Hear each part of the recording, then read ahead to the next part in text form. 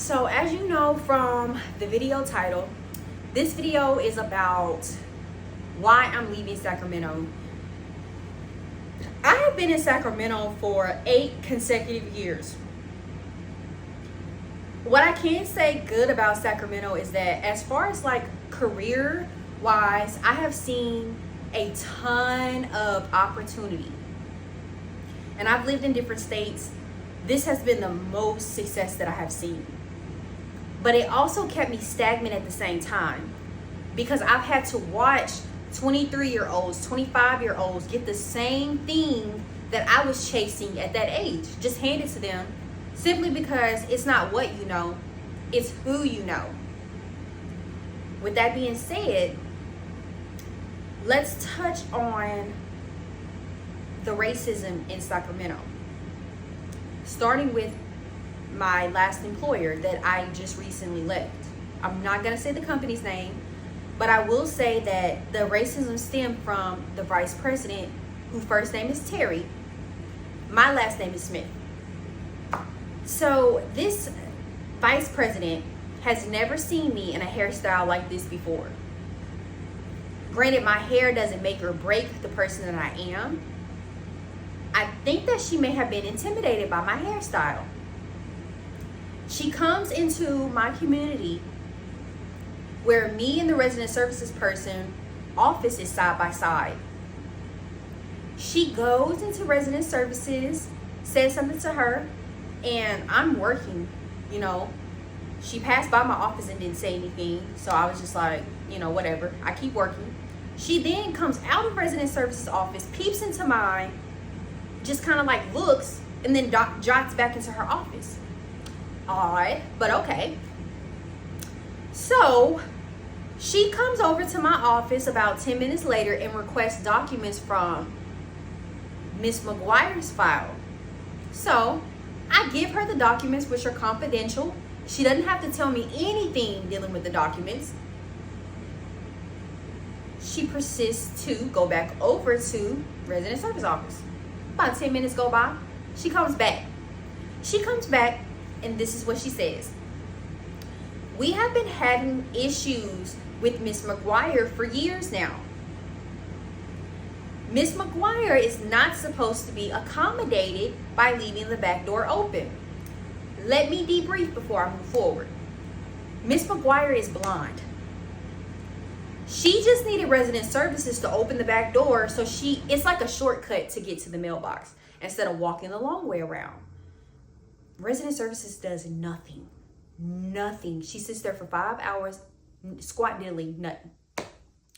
So it shouldn't have been an issue for her to simply get up and open the door. But I get legally, because Miss McGuire has a history with lawyers, they're trying to nip some things in the bud. She then persists to say, Miss McGuire likes to say, now I'm going to say it differently, the N word. She said the actual word with a hard R, and this is a white woman. It's just like, when does your entitlement, your privilege wash away?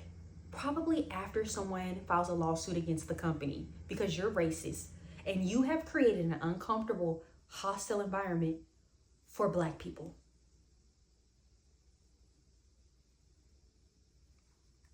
In that moment, I looked at her because I was just kind of behooved that she would even use that word.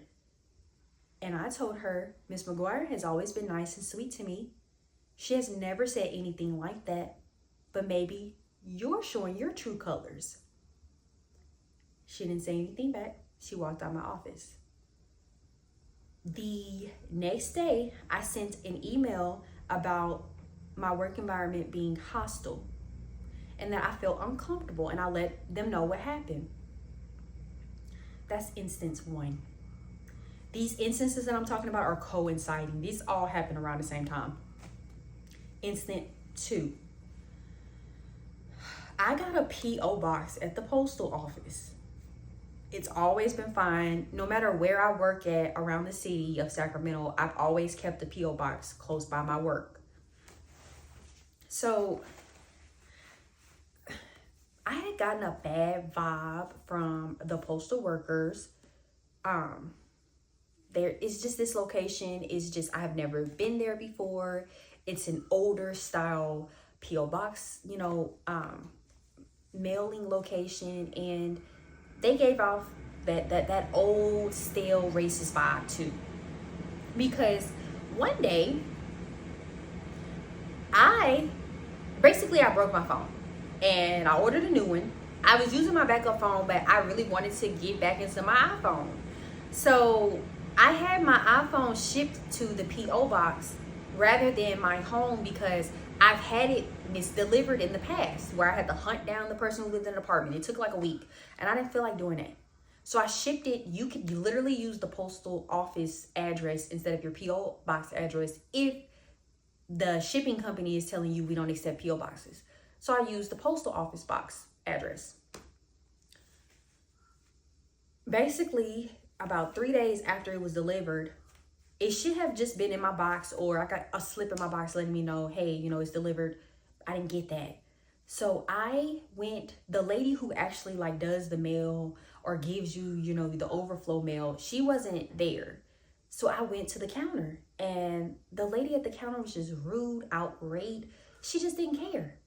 And like I told her, I was like, you're being very, very rude to me. And, I'm not doing anything but asking you, what's going on. Let me go back. What was said was, she went, so we exchanged, words or whatever. She went to go look for the phone. She came back and she said the phone was delivered on, or no, she said the last time you received a package was on Tuesday. And so I told her, I said the phone was actually delivered on Saturday. Then she flipped everything on me. I was being rude. It was a nightmare.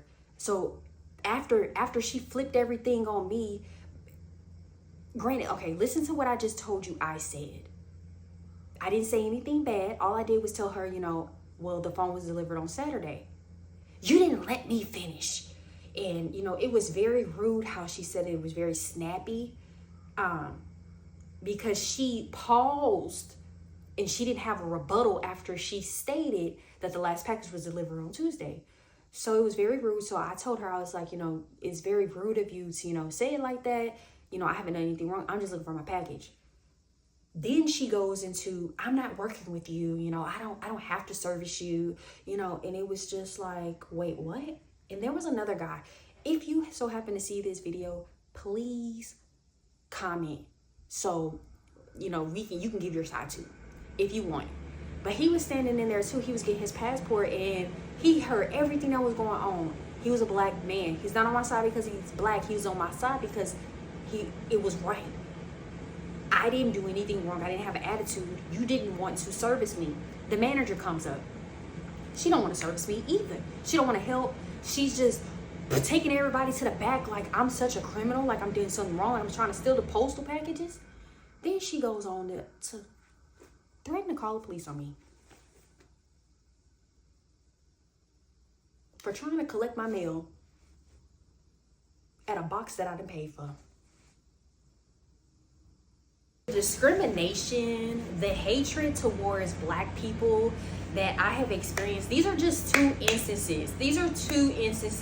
I can go on and on. No one really cares, but you need to know why I have burnt my bridges with Sacramento. It's just, I didn't feel loved or supported. I kind of just felt black. Even like with like anything, I just felt black. It's just a lot of racism going on.